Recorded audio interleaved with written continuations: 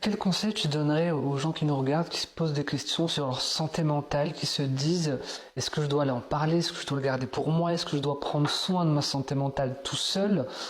Quel conseil tu leur donnerais? Il y aura deux conseils. Premier conseil sur comment prendre soin de sa santé mentale.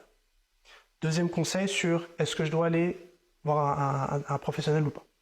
Premier conseil sur comment prendre soin de sa santé mentale.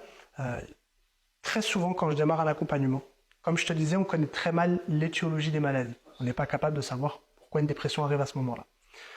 Donc, je vais balayer, moi, plusieurs piliers qui contribuent fortement à notre santé mentale. La première chose que j'essaie d'investiguer, c'est le sommeil. Quelle quantité et quelle qualité de sommeil la personne a en ce moment et depuis combien de temps. Parce que le sommeil, c'est un dopant naturel.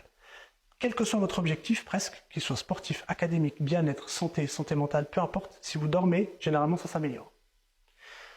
Le deuxième pilier, c'est l'alimentation. Comme je te le disais, certaines dépressions peuvent être causées par l'alimentation. Il y a même des études qui sont sorties il n'y a pas longtemps qui ont fait des liens entre la consommation de chips et l'augmentation de la dépression.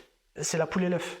Est-ce que je mange mal parce que je suis anxieux ou parce que je suis en dépression, ou inversement, c'est parce que, tu vois, donc, mais dans tous les cas, c'est d'essayer d'être concentré là-dessus, au moins en prévention. Mais le jeûne peut être un super antidépresseur. Intermittent ou... Jeûne intermittent, jeûne sec, jeûne long, plutôt des jeûnes prolongés, les études elles vont plutôt dans ce sens-là, où un jeûne court aura tendance à exacerber les symptômes dépressifs et anxieux.